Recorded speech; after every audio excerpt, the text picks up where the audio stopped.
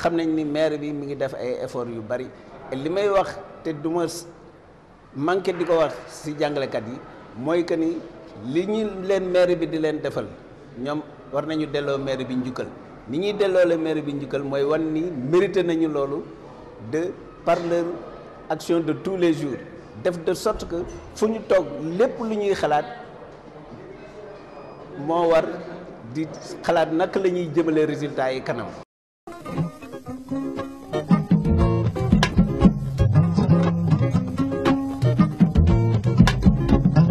yaay booy dama bugg a jàngi l'école yaay booy soxla naa ay poyokaay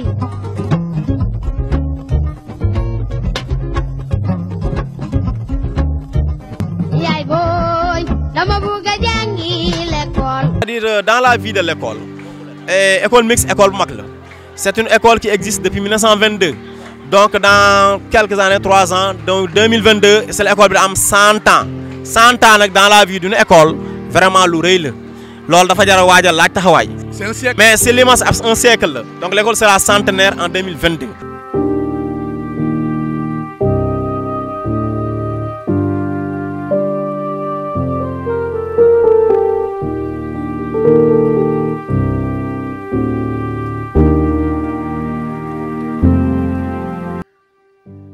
jàngeen jëf mbokk yi ñuy seetaan bienvenue dans votre émission fenêtre sur l'éducation muy émission bi nga xam ni mooy waxtaane njàng ak njàngale fii ci Bargny tey jii nag dañ leen demal ci benn école une école spéciale bu ñu nee une école spéciale on veut parler de la première des écoles de Bargny xam naa xel war naa dem ci école mixte mu doon patrimoine mun nañ ko wax ndaxte école bi ñu ngi ko créé en 1922 bientôt 100 ans architecture bi wane na ko école bi nag buñ koy wax dañ ciy wax ak respect ndaxte formé na ay cadre yoo xam ni def nañu liggéey bu am solo fii ci Sénégal formé na ministre formé na maire formé na ay colonel formé na ay généraux ci ministre mën nañu citer ki nga xam ni mooy Alassane Dialy Ndiaye nekkoon ministre sous l'ère de Abdou Diouf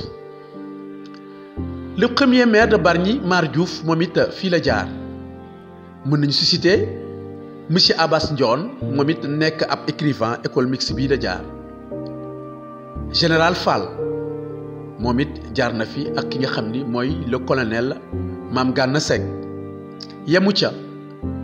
l'actuel adjoint au maire di monsieur Daouda Moustapha Diouf bokk na ñi jaar ci bile école loolu moo tax pour toutes ces personnes que école bi formé ak ceux qui sont devenus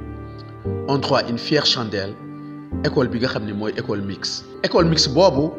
la ñuy waxtaane tey def fi li nga xam ni mooy fenêtre sur l'éducation.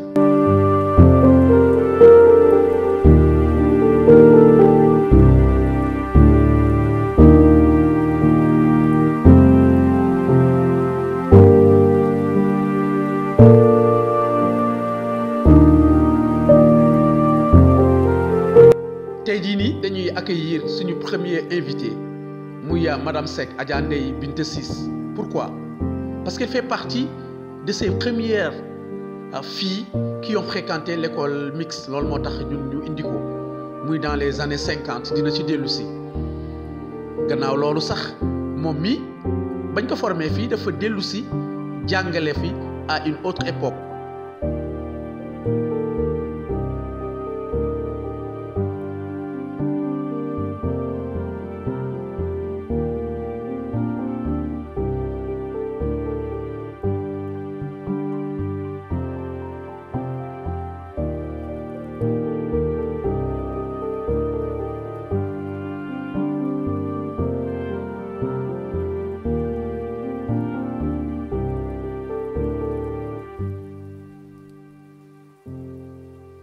moo tax moom it dina dellu si loolu xam naa sax dinañ ci profiter def ak moom ab pèlerinage jox ko cré bi en souvenir de ces années qu'elle a passées ici comme enseignante. Madame Seck Adja Ndeye Binta Ciss yaay booy nuyu nañ la. ak ñu ngi lay fay.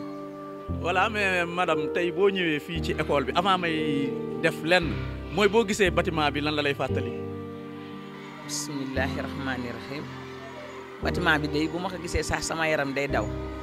ndax wax dëgg yàlla fii laa defee CI bi fii laa ko defee fii laa defee sama cycle yëpp fii laa defee entrée en 6e fii laa defee CIPE ndax boobu CIP la ñu def wax dëgg yàlla bu ma toogee si bâtiment bi rek sama yaram yëpp day daw damay tiit ndax élève bu njëkk wax dëgg yàlla njàngum mu njëkk ma ak njàngum léegi mi du benn élève bu nekk dafa mës a ragal école ñii dañu ñeme école ñii dañu ko ragal ndax boobu dañ doon jàngale dëgg moo tax itam ma xam ne bâtiment bi daal rappelé na ma beaucoup de choses. mais madame Seck ban année nga fi commencé yaa ngi ne fi nga defee CI xam naa dina metti pour nga kii. déedéet ndax man comme maa ngi juddu 46 1952 bi ma amee 6 ans laa ñëw fii def fi CI waaw fi laa defee CI fi laa defee sama cycle yëpp daal. mais yow laa léegi ñu ngi ci bâtiment bi dafa mel ni bâtiment bi moom moo fi njëkk nekk de.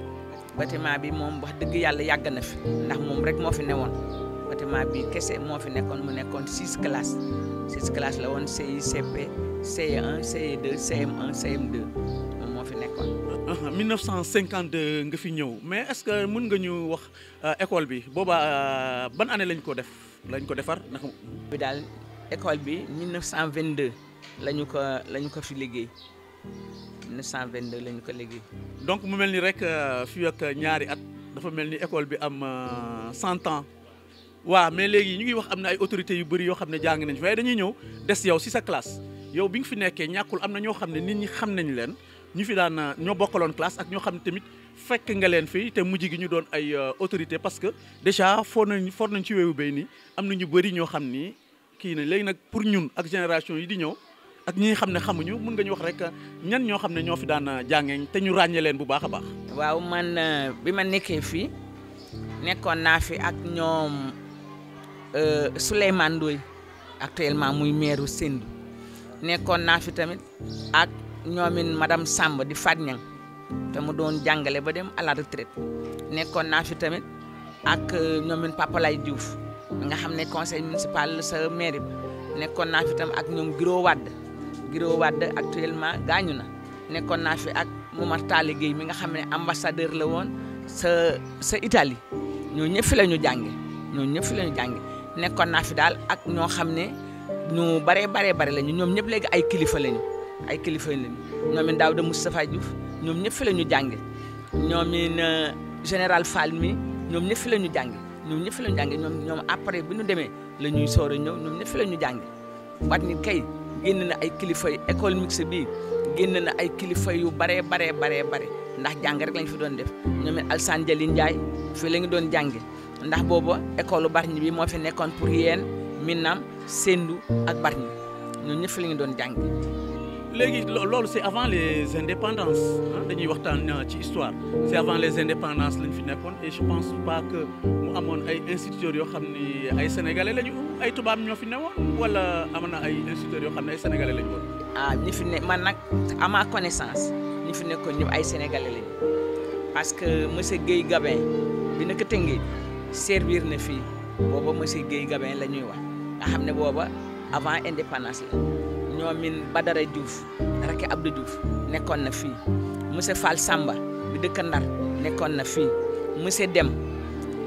sa temps yooyu Ndar la dëkkoon tamit nekkoon na fii monsieur Diop Gànna aussi nekkoon na fii ñoom ñëpp fi la ñu jànge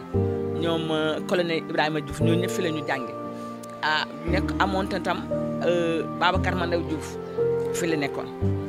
fi la nekkoon Baye Issa Seck itam la même chose ñooñu ñëpp fii la ñu jànge fi la ñu jàngalee def nañ fi lu ne wax dëgg yàlla. mais ci seen méthode dañ ci taxaw ndax yow pédagogue nga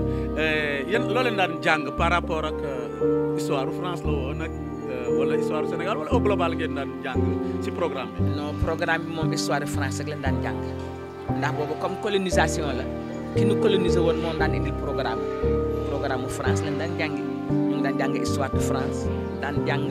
yi nga xam ne. mooy France ak li ko wër ak yëpp. ñoom De Gaulle ak ñoom Napoléon. ñoom De Gaulle ñoom Napoléon yooyu la daan jàng ak hymne national français bi mais booba wax dëgg yàlla daawunu jàng comme ni xale yi di jàngee léegi histoire u Sénégal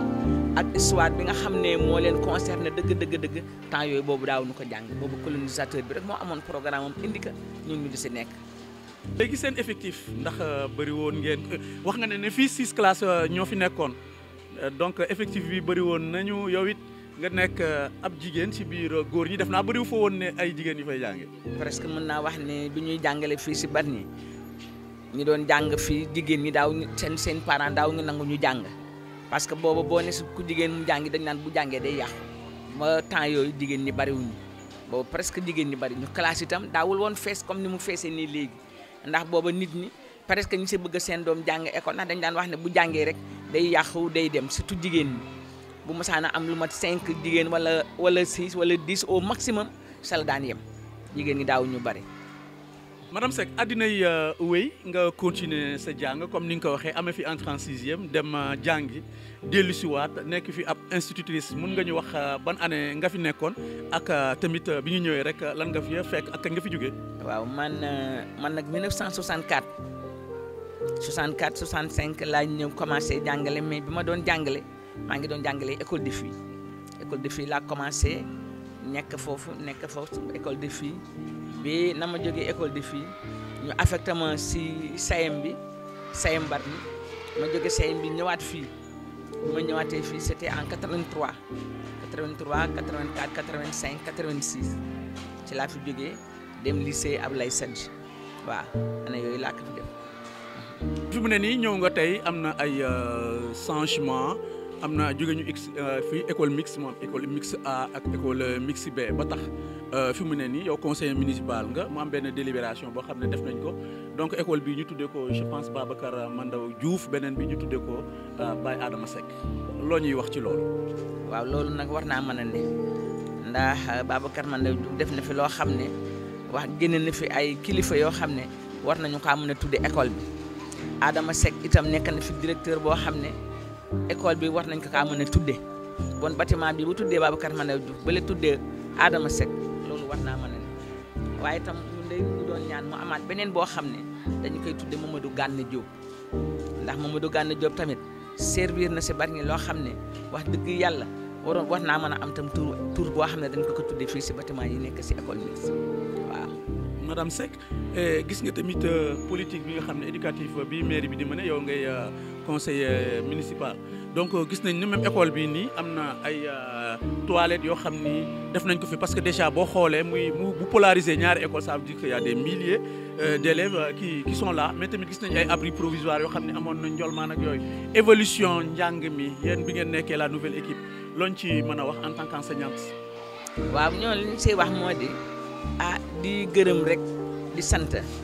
parce que tamit école yëpp yi si Bargny benn école bu ne mairie bi jëm na fa dugal loxoom te itam loolu lañ doon ñaan mais dara du doy parce que tamit am na loo xam ne su ko mairie dee def il faut que aussi population bi dañ ko war a xam parce que tamit temps ndax lii rek déjà le fait que nu toog di wax lu jëm si école ñu waa dëkk bi di dégg ñeneen di dégg rek déjà c'est un pas loolu progrès la boo xam ne bii aussi amuñu dara lu ñu si def lu dul gërëme que ki nga xam ne moo fi nekk ndax innovation boobu moom moo ko indi. deuxièmement su fekkee ne école bi chaque fois que conseil municipal bi di réunir foog ñu ne nañu wax ci santé nañu wax ci éducation nañu wax ci population bi nañu wax ci lu ne lépp nag mënul pare benn jour lépp waaye lu ci nekk ñu ngi ciy jéem ndax comme def nañ fi ay toilettes problème mu école bi toilette bokkoon na ci problème mu école bi ndox bokkoon na ci comme ndox am na toilette am na te abri provisoire amu fi. madame Seck xam nañ ne jot gi néew na waaye en tant qu'ancienne doyenne bu fekkoon ne am na benn message wala conseil booy jox jàngalekat yi en global fii ci Bargny rawatina ñi nekk fii ci école mixte loo leen di wax. xanaa wax leen ne rek ne am nañu liggéey ndax école boo xam ne école bu njëkk ci école te daan def ay résultats yu baax a baax ndax école mixte bii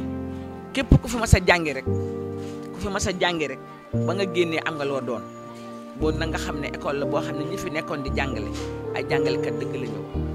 xale yi man de li ma leen di ñaan moo di gën a góorgóorlu te xam ne dëgg la école léegi metti na ndax bu jëkkoon élève fa mu tegoon maître amaana élèves yi léegi tegatuñ fa seeni maître bu jëkkoon tam la nga xam ne parent d'élève daanaka def sa këram di ko yare doomam amaana boo demee loolu xëj na parce que coono yeeg dem bi dikk bi tax na ba amaana surveillance boobu parents yi defatuñ wante nag ñi di jàngale ñoo war a di ñu ngi fi mu ne dinañu jàngale dinañu yar waaye dinañu jàngale dinañu yar loolu nag ku nekk xam ne ne metti na mais ñu góorgóorlu ba xam ne mission la boo xam ne du lu leen di fay yàlla moo leen di fay ndax boo jëlee doomu aadama def si moom dara bu ëllëgee lu mu mën ci am ya gannaaw yàlla yaa tax bon nag loolu bu dee mission boo xam ne yow xam nga ko rek bul si xool sax lu ñu la defal da ngay góorgóorlu def la nga war a def xam naa ne bu jëkkoon élèves yi bari wu ñu woon léegi classe yi c'est pléthorique mais mënul tere képp ko war a góorgóor tam nag ndaxte nag comme indi nañu fi message loo xam ne ku mën ku jàngale ku ne dinañ la woo dinañ la neexal dinañ la neexal te itam di woo fi dàq jàngale di woo gën a assidu di woo gën a fonk la muy liggéey loolu dafa doy si nit mais bu la joxlee dara sax encouragement la boo xam ne kenn ku nekk war nga kaa def sa bopp ñu xam ne nag xale yii dañ leen yor war leen a jàngal nañu leen jàngal dañu leen yor ba la dugal si ñoom xam-xam nañu ko si dugal bu ñu si séentu dara yàlla dina la fay. Des années et des années ont passé ay génération ñëw jaar fi si ñooñu bokk na ci monsieur le maire Guèye Abou Ahmed Seck mooy actuel maire de Bargny loolu tax ñu dem jëli ko moom it andi ko ngir génération yi nga xam ni fréquenté nañ fi.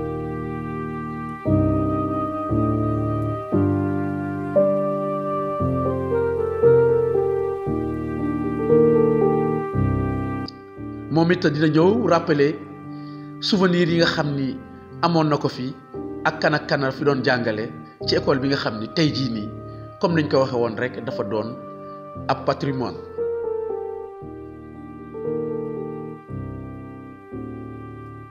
monsieur le maire ñu ngi lay nuyu boo ñëwee ci école bi def naa di nga am ay souvenirs yu bëri. ben chaque fois su ma duggee école mixte moom ay émotion vraiment ay forte laa fi jëlee parce que mooy école bi nga xam ne nii ñu bëri ci Bargny moo leen tette man ci ñooñu laa bokk jaar naa fi 78 19 ba 83 donc muy ay pas yoo xam ne dafa am solo ci nit parce que mooy pas yi ngay commencé jàng àdduna pas yi ngay commencé nekk en société à part kër gi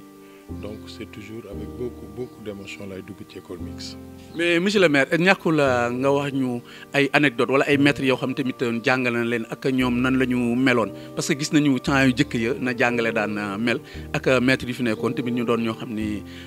amoon nañu solo daal am na lu bëri loo xam ne def nañ ko mu marqué la yow mi. effectivement li fa changé moom bëri na à l'époque benn école la woon maintenant ñaar la 1 et 2 effectivement classe B laa démarré. mooy tout au fond foofu laa démarré Munti comme ni ñu ko doon waxee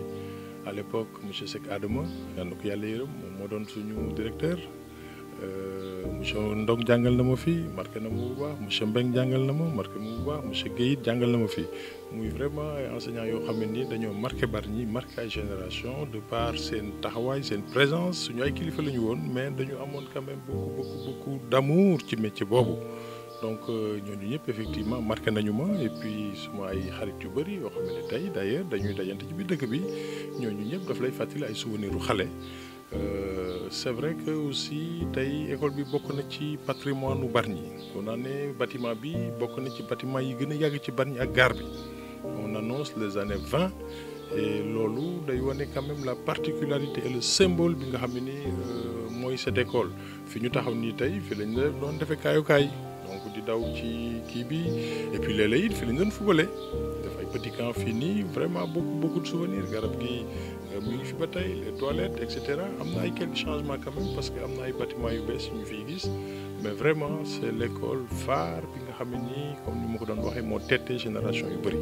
damay taxaw yaa ngi wax kaayokaay mais damay taxaw ci garab gi tamit am na ay souvenirs yu bëri yoo xam ne am nga fi ndax mun nga ñu ci wax lan la fi amoon nag nu ñu fi daan def en tant que xale. garab gi souvenir bi ma ci gën a am mooy benn jour xam nga dañ doon yéeg ci kaw di wàcc am na suñu benn camarade de classe daanu na fi daanu yoo xam ne ñun ñëpp ñu tiit ñun ñëpp ñu daw parce que on avait tellement peur d'autant plus que à l'époque Baye Fadiara Baye Diouf ñoo fi nekkoon yor sifflet gi dañ ñu ko doon tere pour éviter rek mu am ay incident mais xam nga xale mooy loolu rek liñ koy tere des fois da koy def garab gi dafa bokk ci patrimoine bi patrimoine école bi et c'est vrai que gisaat ko rek ay émotions yu bëri ay souvenirs yu bëri la may fàttali. yaa ngi wax patrimoine te ñu ngi wax ne ay autorités yu bëri jaar nañ fi donc mu doon loo xam ne patrimoine dañu koy maintenir am na lu ñu ci war a mën a def ak yooyu ndax mën nga annoncer lan lañ prévoir rek ci parce que ñu ngi jëm ci li nga xam ne mooy centenaire parce que des années jusque là donc am na un siècle est-ce que am na loolu ñu prévoir pour def ko fii ci école bi. effectivement ñun bi ñu ñëwee de manière globale l'éducation ak domaine yëpp dañoo entreprendre benn politique pour valoriser la ressource humaine de Bargny. ci la ñu wax ni dañuy tàmbali di tuddee équipement yi fi nekk tuddee ko ay nit ñoo xam ne dañu fi def dëgg-dëgg loo xam ne marqué na Bargny ci d'ailleurs yoon woowu la ñu jaar ba conseil bi décidé jël El Hadj Ndiouga Dieng tuddee ko complexe bi fi ñu nekk nii tey ñu ngi ko tuddee Papa Adama Seck ak Papa Mandaw Diouf parce que dañuy ay directeurs yoo xam ne ñëpp ràññee leen ci Bargny loolu conseil municipal décidé na ko les manifestations bu soobee yàlla danañu xool ban période moo gën a approprié avec les familles pour mën ko organiser loolu yëpp rek c'est pour que c'est vrai école mixte ça parle parce que mixité mais boo ci dollee turit day gën a nettali l'histoire des lieux donc il y a pas mieux pour raconter l'histoire des lieux élèves yi fi nekk tey dina leen interroger kan mooy Pa Adama Seck kan mooy Baye Mandaw Diouf ah tiens directeur d'école donc loolu dafa leen di dugal ci benn jeu ah oui après Baye Mandaw Seck kii moo nekk directeur et cetera loolu dafa am solo quand même pour wan xale yi ne fii di endroit la ba nga xam ne dañ fiy jàng c'est vrai lieu de sociabilisation la c'est vrai mais aussi lieu la boo xam ne ay grandes personnes dañ fi jaar ñoo xam ne dañoo marqué l'histoire de Bargny et donc politique boobu ñu ngi koy continuer d'ailleurs ci yeneen école lu Bargny yi dafa am solo ñu raconter l'histoire à travers tour yi ñuy jox équipement yi nekk fii ci biir Bargny. mais monsieur le maire dañuy saisir occasion bi rek ñëwaat un peu si sa politique éducation ak sa vision ñu gisee lu am solo ndax mën nga dellu si rek ci li nga xam ne jot nga ko def bi nga fi nekk ak léegi. en fait ñun bi ñuy ñëw fii la première chose moo doon dañu def ay assises parce que léeg-léeg moo am ay waxtaan yu ñuy def bi Dakar ci éducation Sénégal de manière globale. mais li ñu souhaité woon mooy gox bu nekk jël waxtaan woowu xool noo koy appliquer sa biir dëkk te dëkk bu nekk nag dafa am ay particularités ñu woote assises yooyu ñëpp a ngi fi woon le monde de l'éducation ci la ñu waxtaan seppi ñetti axe ñetti orientation yu rëy yoo xam ne il fallait ñu def ko pour soxali école Bargny bi ci njëkk mooy bâti li ñu koy waxee maanaam mooy classe yi parce que it environnement bi daf ci am solo pour élèves yi pour parents d'élèves yi fii ñëw ak enseignants yi également ñu nekk ci environnement bu baax beneen bi mooy ñu jàppale parents yi ci ay fournitures ak social en tout cas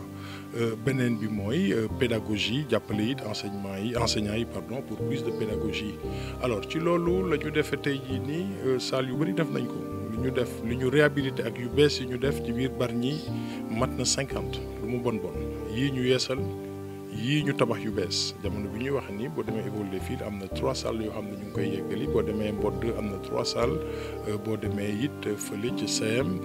Kipp am na ñaari salles yoo xam ne ñu ngi ko fay def abri provisoire yi ñu fi fekkoon jeex na amatu fi mooy japonaise d'une part ak école Ndiolman amatul donc loolu mooy le travail sur le bâti bloc sanitaire yi it mat na 10 yoo xam ne soit ñu yeesal wala ñu créer yu bees parce que ñun ñëpp xamoon nañ ne élèves yi dañu doon génn école bi di dem ci kër yi nekk en face pour dem ay def seen ay besoins te loolu impact bi it mën na doon problème sécurité xale dafa war a nekk ci biir école dans un environnement sécurisé loolu mooy première action bi te dañ koy continuer parce que des na it liggéey bu bari beneen bi mooy li nga xam ne mooy jàppale parents yi ak partenaires yi ñu am ñu ngi def chaque année di leen jàppale ci ay fournitures lu tolloog 11 millions joxe nañ ko daaw année ba le passé tollu woon na 9 millions suñu première année tollu woon na 4 millions et quelques donc boobu ba léegi ñu ngi progressé te école bu ne dina am ay fournitures am xale bu ne dina am ay fournitures am waxatuma it li nga xam ne ñu ngi koy def di jàppale plus de 200 élèves yoo xam ne ñoo leen di fayal ci école privée yi nekk ci biir Bargny parce que damay wax ni léeg-léeg école mën nga bañ a sori ñu dàq la c'est pas parce que da ngaa mënul wala déet parce que ay circonstances rek moom mooy indi ba nga rëq-rëq ñu dàq la école donc loolu toll na lu tolloog 200 personnes yoo xam ne ñu ngi leen di fayal fii ci école Bargny yi ba noppi am na social yu bëri yoo xam ne yooyu mënuñu cee dugg ñooy jàppale ay parents yu ni mel mais loolu suñu rôle la du fii la ñuy taxaw di ko wax tey beneen aspect bi mooy aspect pédagogie ñu ngi def ay essais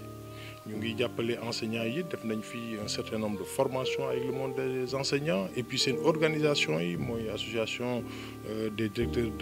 d'école ñu ngi leen di jàppale jox nañu leen ak les parents d'élèves benn siège fële ca bibliothèque ba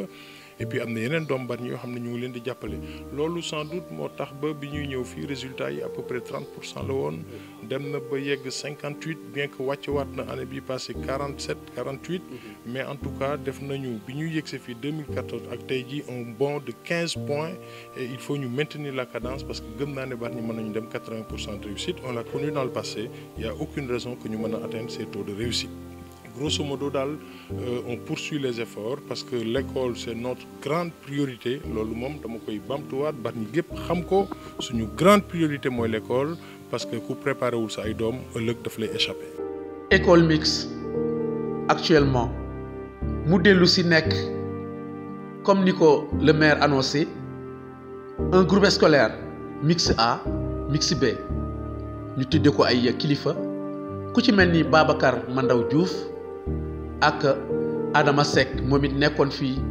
ab instituteur nekk fi directeur tey jii nii ñaari directeur la am doyen Wade wala monsieur Wade moom moo jiitee école mixte A waaye comme mooy doyen bi moom mooy wax au nom des deux entités école mixte B ka fa nekk moom mooy monsieur Guèye. doyen nuyu nañ la voilà doyen tey ñu ñëw seet si la si seen ñu émission fenêtre sur l'éducation même bu fekkee ni sax école mixte A ak mixte B moo am mais rek dañoo globaliser mu doon école mixte rek boo ñu doon présenter école bi ak ñu présenter sa bopp ba pare loo ñuy wax ci école mixte A ak B. man maa ngi tudd Ndiaga Wade dëgg Tëngéej. monsieur Guèye wax ne moom moo nekk fële école mixte B. mixte B monsieur Guèye moo fa nekk. waaye nag dalaa jox kaddu gi en tant que doyen pour nga wax au nom de l'école. très bien ñun yëpp benn la quoi c'est une équipe nous sommes 30 l'école mixte c'est une grande école mais école mag bi la fekk ñu koy tuddee effectivement c'est vrai. école bu mag bi waaye. ñu bari jaar nañ fii bi mu ñëwee mu ne ma yaay wax ma ne ko non dafa aussi baaxam rek la ak kii même moom est mieux placé parce que moom waa Bargny la fi dëkk xam na bu baax malgré man j'ai des amis daan naa fi ñëw. mu nekk nit ku oyof ku yaatu ku woyofal boppam mais nag ku bari xam-xam quand même ñun bu ñu ñëwee noonu la ñuy def suñu équipe ku ñuy jot rek waxal ku si dëkk loo wax rek sa morom daanaka ànd na ci. waaye l'école école moom. école mixte plus particulièrement. le groupe scolaire mixte la ñuy wax. waaw groupe scolaire voilà. bon moo tax bi ñu jëndoon tableau defar fële benn defar fi benn pour ñu xàmmee école bi. waaw. école bi réy na réy boo xam ne continue presque 1300 à 1400 élèves. groupe bi 24 maîtres français sur 4 maîtres arabes li am fële mixte B am na mixte A ñu bokk 14 box maire bi taxaw 7 ñu ngi gërëm maire parce que tamit mi ngi def effort bi ñu ñëwee ñëw na waxtaan nañu fii def na effort bu tabax na fi box bi loolu daal mooy ça fait y a plus de filles que de garçons moi j'ai 613 filles sur 600 garçons. waaw jigéen ñëpp nañu 13 de plus que les garçons. moom tam bu amee lu mel noonu ça fait presque 1300 moom tam moo ëpp effectif. effectivement. 1300 1400 ou bien 1350 élèves. monsieur Wade léegi nii yaa ngi may wax ay box maanaam su ma déggee mooy ay toilettes yi nga xam ne mairie bi def na ko pour rappel mun nga ñu wax lan moo fi amoon ak ñoom bi ñu ñëwee lan lañ fi tabax. kon nañ fi toilettes yoo xam ne tubaab bi ba may xool ni mu structure ni ñu ko tabaxee tubaab bi ñoo ko doon ak briques rouges yi. waaw ñu ne woon idéal moo tax ñu bàyyi ko comme ni ko tubaab bi mel mais bi ñu xoolee mënuñu ci ko woon a bàyyi noonu dafay def doon détérioré woon carrément. quoi vétuste. ñu détruire ko mu kurtig yo ba ñu tabaxal ñu yooyu quoi muy nekk fii vraiment c'est bien fait. monsieur Wade dañuy dugg rek ci wàllu résultat parce que déjà boo nee école élémentaire finalité ba mooy entrée en 6e ak CFE comment les résultats sont dans cette école. plus ou moins résultat entrée en 6e xam nga am na plus de 50 sama côté 50%. mixte bi am na plus de 50%. si CFE bi la ñuy abonné à 45 moo am na 50% ñun ñu avancé 45 loolu boo ko gisee ay paramètres yoo xam ne ñun duñ ko maîtriser mais maître fii il se donne corps à âme fii lañ yenn si bureau bi man fii laa julee timis parfois fii laa julee geewee te Tëngéej laa dëkk te damay teel a ñëw 7h moins quart parfois fi la may fekk ak monsieur Gaye yëpp pour rekk rek doxal parce que ñun loolu la ñu xam jàng mooy le début et la fin de tout développement moo tax ñu ngi siy invité suñu mën ci école bi bëggoon nag bonne volonté yi gën si jàpp école bi gën si la dem si kanam résultats yi day am na année yoo xam ne am nañu 70 ba. am na combien. 60 oui 70 dana yéeg muy yéeg di wàcc am na moment boo xam ne génération daaw jéeg bi am nañ plus de 60% dans tous les domaines mais xam nga day am ay moments yoo xam ne day am ay hauts et des bas mais xamal ne toujours ñun suñu ñun ñi équipe pédagogique bi mix A mix B lu jëmal école bi kanam li yokk résultats yi au niveau de Bargny parce que élèves yi suba ñu mënal seen bopp mënal Bargny pour que Bargny nekk si dëkk yi nga xam ne dañ leen di citer au niveau du Sénégal et à travers le monde. monsieur Wade fa laay des gis nañ ne da nga actif lool ci li nga xam ne mooy essai communal yaa ngi fi ñëw 2014 waaye di gis nañ ne à chaque fois bu essai communal di am dañ la fay gis comment nga jugé nan nga jugé loolu ci résultats yi nga xam ni wax nañ ko parce que déjà bu ñu xoolee taux national boo amee 50 dépassé que dem ba 60% ça représente quelque chose mais chaque fois dañuy wax ni essai communal bi am na lu mu ciy représenté ndax da nga koy dëggal. effet communal bi am na lu mu si représenté parce que booy dem bëri da ngay tàggat sa mbër joueur bi tam dañ koy tàggat balaa ma football élèves yi yooyu ñu leen defal di leen tàggat di leen entraîner pour que bu jour ba ñëwee du leen bett te maire mu ngi si doon participer daaw def na tout ba jox na alloué chaque école 150 000 boo xam ne fekk na école yi seen budget xaw am tension ba am na fu ñu ko dugal foo xam ne am na. 150 000 yi ñu jox chaque école primaire bu bari ñu arrangé na leen d'accord. dañ nañu bu baax parce que amoon na moment boo xam ne man daaw dañu amoon problème fii sama jigéen ñi dañoo kii woon léegi ñu jël ay répétiteurs ah d'accord. dañ leen fay parce que man bëggu moon élèves yi ñuy traîner équipement yi ñu waxtaan ak parents yi ñu am ñu leen jël pour gérer place en attendant ñooñu ñëw. d'accord. dépend nañu xaalis mais rëccuwuñu ko parce que élèves yooyu ñuy continuer su leen bàyyi woon dina am cassure. waaw maire bi ñëw def appoint ba loolu am nañu si comp jox si ñooñu loolu vraiment ça est venu à son heure et li muy dépensé si essais communaux yi chaque parfois dem joxe 2 wala mu joxe benn mais loolu en appoint loolu day dimbali maître yi ak élèves yi ak parents d'élèves yi parce que élèves yi dañ dem di confronter ak seen morom yi. nga xam ne jour bi nga xam ne dañuy def examen bu ñëwee même conditions yi la ñuy ñëwaat lañu fekk def nañ ko ba pare. dëgg la duñu réer fekk defoon nañu essai communal bi gisoon te ñu seen morom yooyu bu ñu demee examen ba le vrai examen day meeg fekk def nañ ko ba pare kon duñu am benn jànnax duñu réer duñu kii ils vont s'insérer très rapidement def seen i épreuve dem si yoon mais essai communal c'est un grand apport pour l'éducation au niveau de Bargny ak tamit fourniture yi daan joxe. yooyu gis nañu tamit parents démunis yi dañu si xaw a gis seen bopp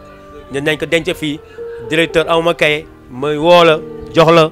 directeur awma bic ñu xam ne parce que directeur da ngay gérer situation élève bi amul mu ñëw dugg si biir sutura nga jox ko pour que rien que mooy dem loolu dañ koy def dañ ko te loolu kaye yi bari ñu fi amoon fi doon nañu dimbali si loolu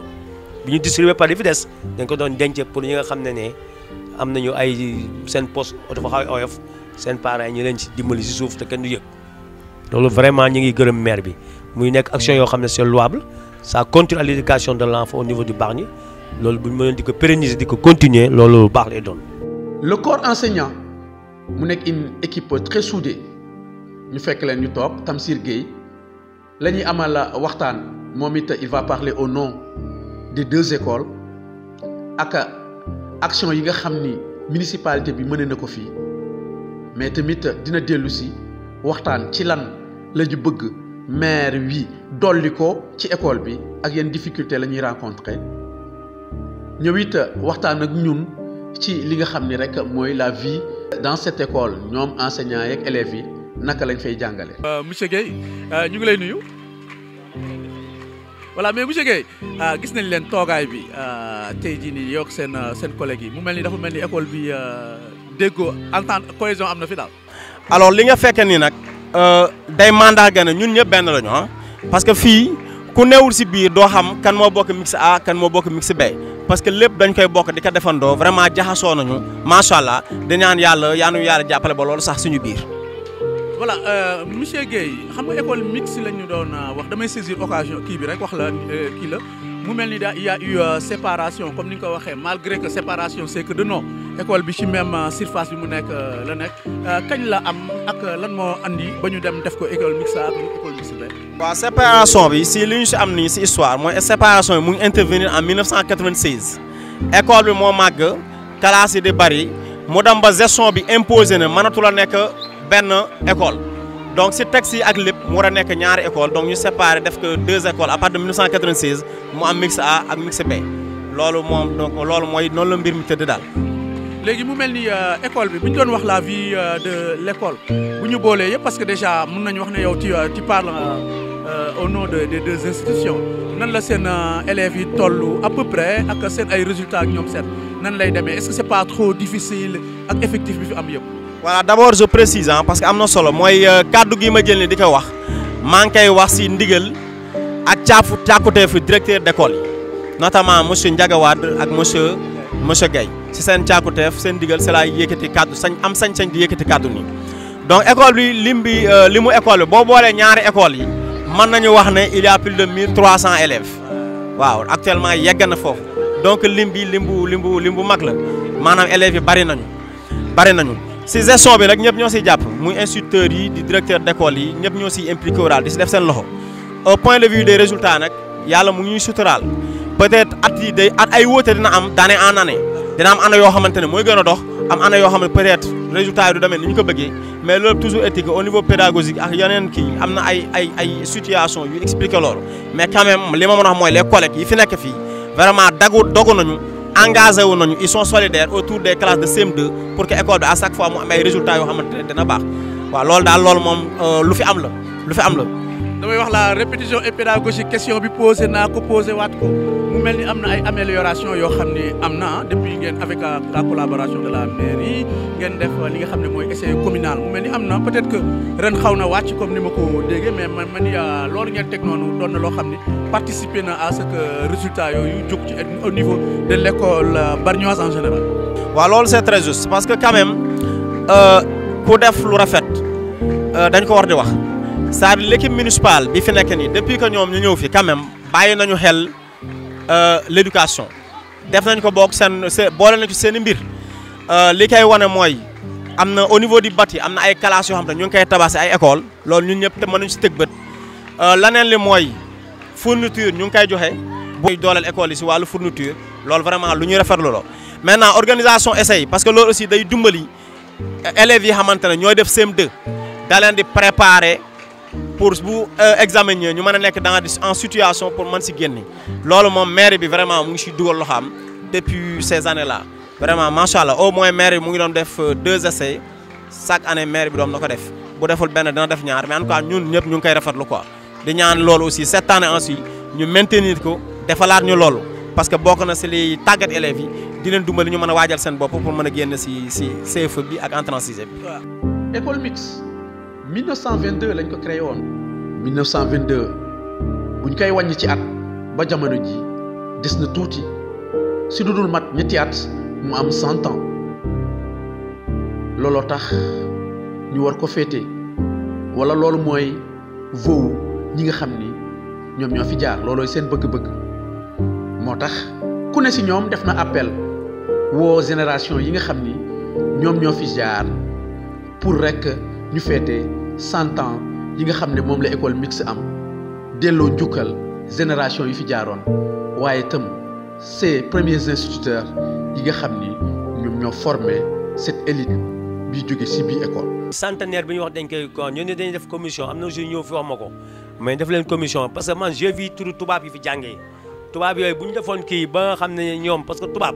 fu papam wala maamam jàng mën na fa def pèlerinage. may taxaw foofu nga ni si registre yi gis naa fi benn ay boucher ay tubaab peut-être je ne sais pas ñooñu dañu doon liggéey si camp militaire bi. d'accord seen doom yi nekkoon nañ fii. boobu école mel woon nii.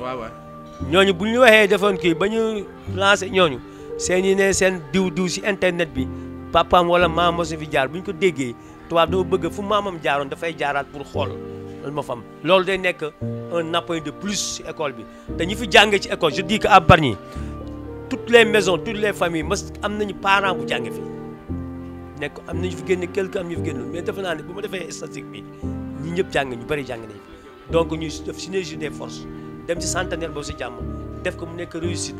pour école gën a sigi pour résultat yi gën a sigi yooyu yëpp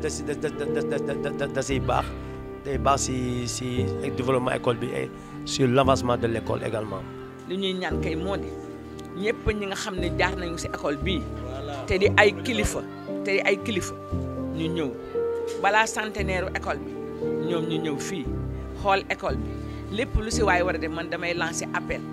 si ñëpp ñi nga xam ne jàng nañu fii si école mixte buñ leen fi di lim te ñu di ay kilifa ñii di ay gendarme ñii am ay grade ñii am lu ne kenn ku nekk ñi yor ay cër ñi nekk ay préfet ñi nekk ay gouverneur dama ne du nu man lu dul oo leen ñaan leen ñu ñëw xam ne école yi si Sénégal yi yëpp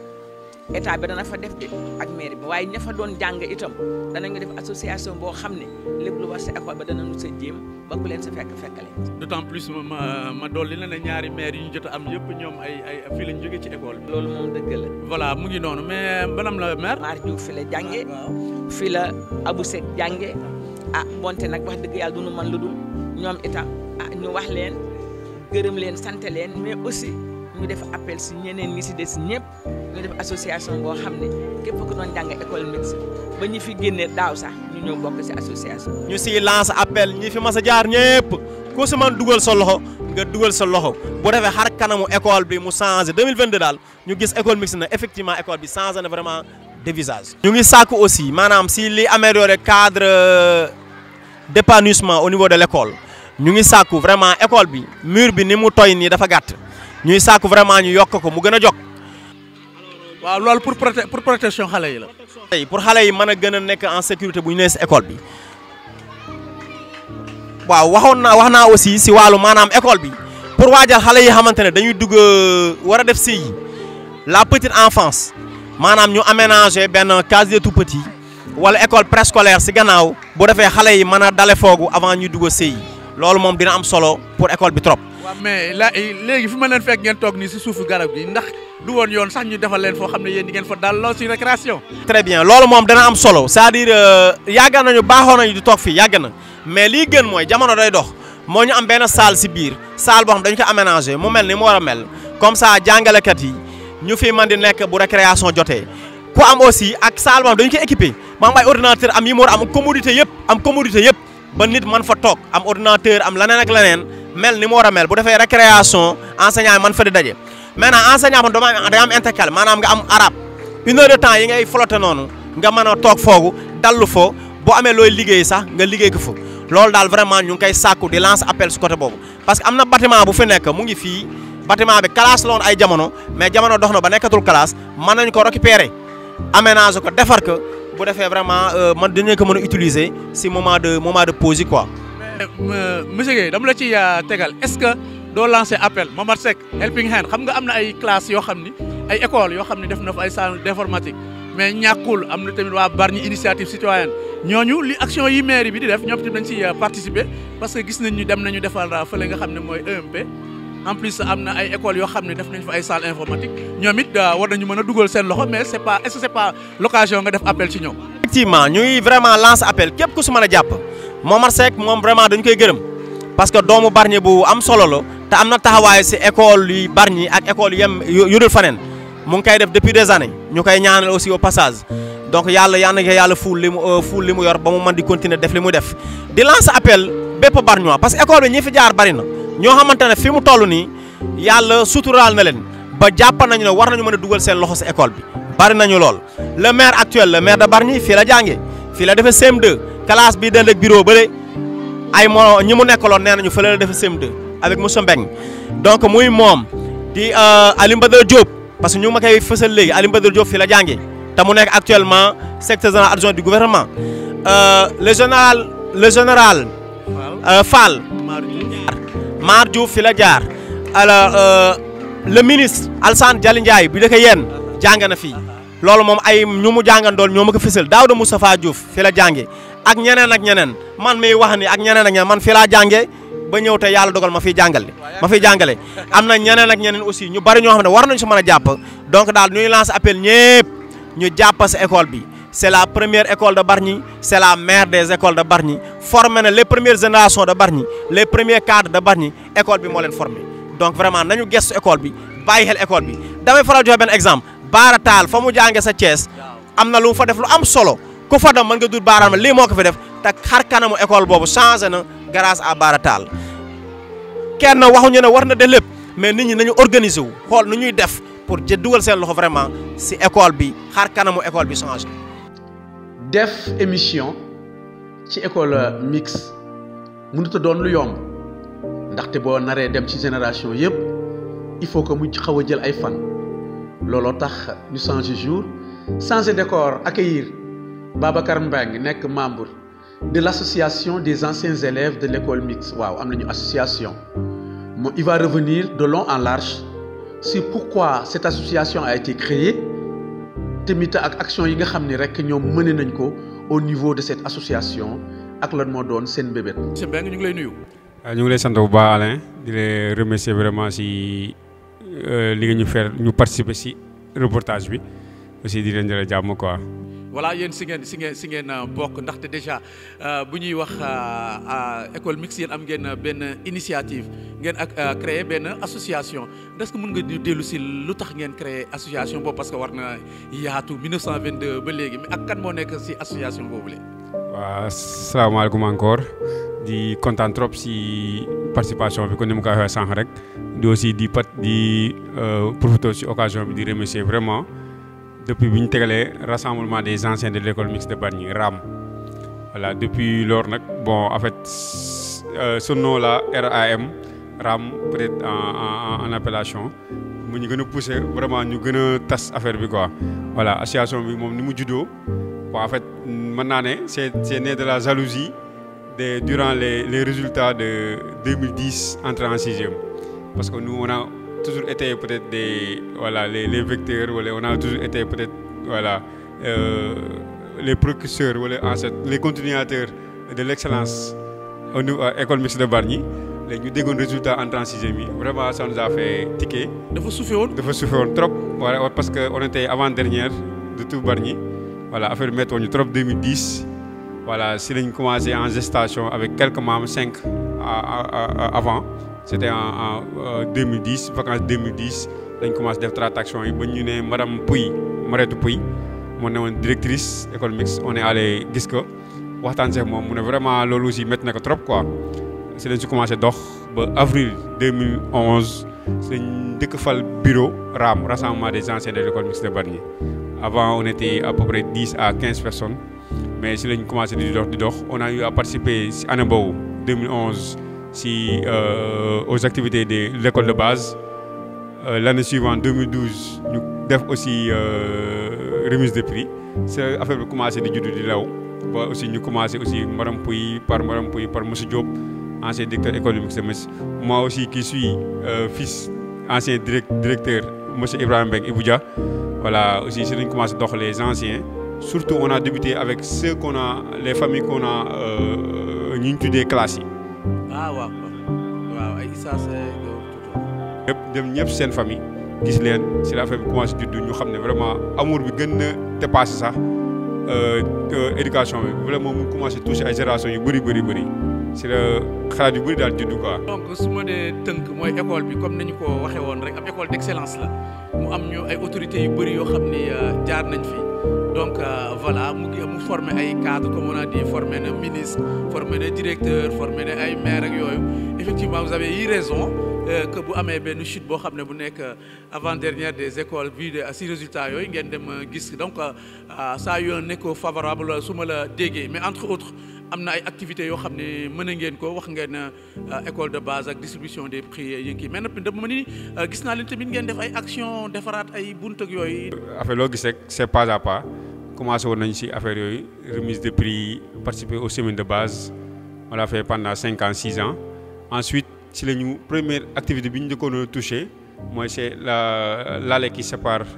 la banque ak aussi école bi. Pour avant boo nekkoon xale c'était touffu d'arbres c'était beau wax ma ne rafetoon na trop aussi ñu sentiroon na vraiment instabilité bi fa amoon. waaw si lañ njëkkoon def initiative avec l'aide de la Croix-Rouge si lañ ko def nettoyer ko ba mu set. À part ça aussi porte d'entrée bi on a eu vraiment ñu kii parce que à chaque fois les directifs yi jaar yëpp loolu la ñu souligner. waaw au moment où peut-être des cours. Peut-être bon en fait n'importe quel dañ fi dugg ama voilà c'était du laisser aller ñu ne woon nañu taxaw ci buntu boobu lañ njëkkoon defar après aussi on a jënd benn chaîne pour di chaîner porte bi aux heures de cours voilà à part ça aussi nettoyage toilettes yi aussi en même temps aussi di fournir en détergent début année scolaire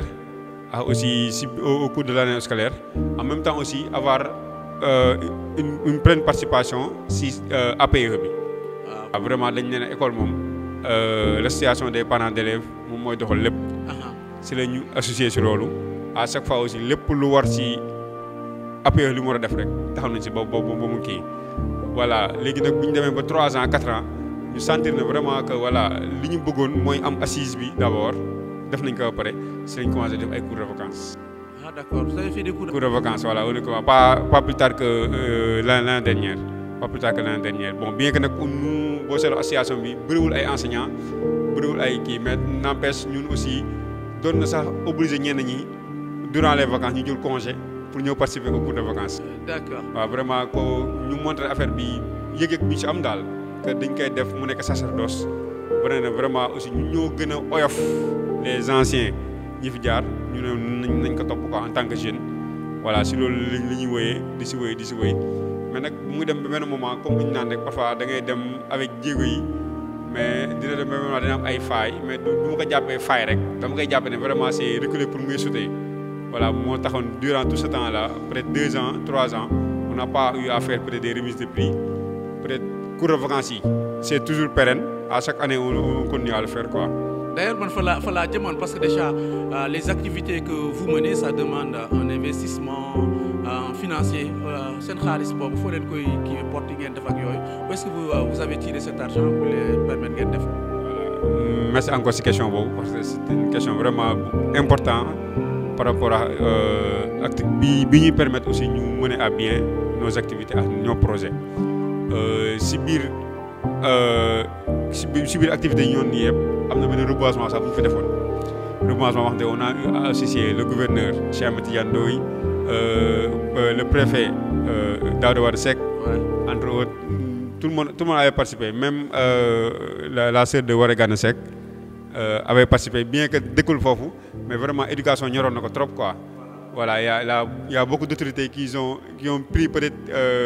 comme initiative ak aussi wane ne kontaan nañ ci affaire bi ku nekk choisir arbre bi fa lañ koy jiix aussi ñu tuddee ko arbre bi quoi. mais est-ce que dem ngeen ci mairie bi wala maire pour waxtaan ak moom ci seen association. waaw bon en fait avec la nouvelle kii bi fi nekk nii nouvelle administration bi fi nekk du moins je l'ai dit mandat ñi fi nekk nii avec Abou Seck bon on n'a pas encore eu l'occasion de. voilà c'est le moment de le faire bien que aussi comme ni ñu naan école aussi compétence transférée la. dafa am foo xam ne ñu bëri dañ ko souligner yéen tamit ñu ngeen koy wax yéen seen ay vœux mooy bëgg ngeen def li nga xam ne mooy centenaire école mixte lan ngeen ci bëgg a def. waaw li ñu ci bëgg a def moom mooy lu rëy daal parce que centenaire école mixte l'école mère du département de Rufisque parce que du ma ko mas a fàttali di ko souligner ak fu mu mën a dem. ah c'est l'école mère. L'école mère de voilà parce que. ça c'est une information. voilà gouverneur tout le monde les anciens directeurs yëpp ñu ont souligné cela. li ñu si bëgg a def centenaire bi nag mooy lu rëy parce que bëgguñu ko def lu ndaw daal parce que lu ndaw man dañu bëgg a jàppee si centenaire école mixte de Bargny. faraat ko déclic pour les générations qui sont passées xale yu ndaw yi xam exactement lan la école mixte représenté au moins pour ñu aussi ñu redorer le blason yóbbuwaat école mixte fa mu mëntoon nekk si par rapport au résultat par rapport ak lépp. D'accord. Voilà donc je pense bien leer na pour redorer le blason wax nga ko yow yaay mën nañu wax ne bokk nga ci dernière génération yi nga xam ni ñëw nañ fi keneen ak keneen déjà le maire am na ñu mu représenté une génération mooy ñu fa nekk dans les années 78 ba génn yow it yéen ban génération ngeen. 98. waaw lu génne. tout le monde a été représenté xam naa di ngeen daje seen biir rek waxtaan ñu ñaanal leen ngeen yegg ci li nga xam ne mooy 2022 fête centenaire bi ma lay remercier ci teewaay bi nga ñëw ni représenté li nga xam ne mooy association des anciens élèves de l'école mixte. voilà du ma ko taayee di ko wax vraiment que loolu la mooy sax ma xaw a répondre juste si question bi nga posé par rapport à suñu moyen fu mu jege c'est par des cotisations des bénévoles aussi par nos cotisations mensuelles aussi par des aussi autorités ñuy jàppale yëpp daal am na xam ne néew ñoon école mixte sax mais école bi li mu représenté si Bargny patrimoine la. patrimoine voilà moo tax kenn du refuser école mixte nga ñëw di la demander benn soutien doo sax hésiter on a toujours à le. mais solaat leen seen dàll ngeen dem si autorités yi pour ñu def loolu monsieur. incha allah rabbi alors di remercier vraiment télévision Bargny bi vraiment si jéego yi par rapport à dans tous les secteurs ñu ngi leen si gis ñu ngi leen fi gis vraiment. ça montre voilà ça montre aussi jéego yi ñu war a def aussi aussi ñu bañ a baisser les bras pour gën a avancer suñu bëgg quoi di profiter di remercier ñëpp encore ancienne école mixte de Bargny ñu ngi si jàpp bàyyi ñu dara suñu temps ba suñu lépp ñu ngi ko si jéego di ñaan yàlla aussi di ñu si sëmb rek surtout par rapport à 100 ans yi yal nañu ko yàlla motalil quoi. voilà mooy monsieur Mbengue may profiter di nuyu Abdoulaye Diouf moom tamit doon ko dynamique parce que déjà. secrétaire général communication bi muy def jëmale ko ci activités yi ngeen doon amal donc mu ngi noonu moom moo nekkoon suñu invité monsieur Mbengue di ko gërëm di ko sant cette émission Fenêtre sur l'éducation.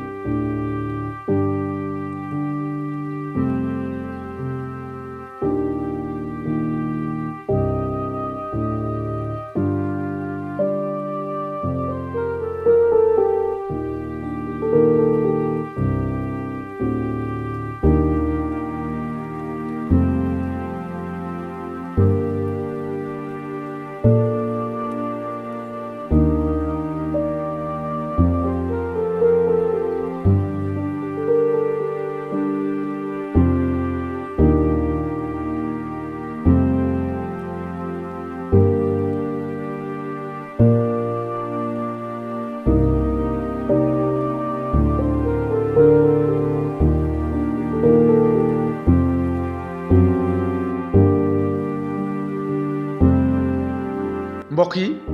loolu moo doonoon seen émission Fenêtre sur l'éducation ma amoon mbégte di leen ko présenter ñu doon waxtaanee école mixte et nous espérons y revenir bientôt pour fêter ses 100 ans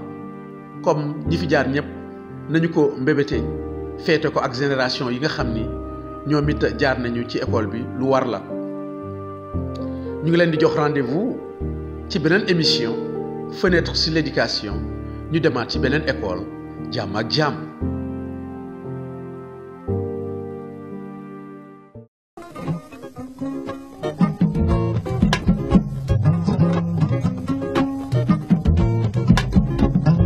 yaay booy dama bugg a jàngi l'école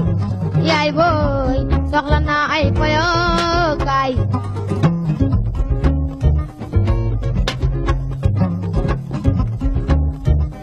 yaay booy dama bugg a jàngi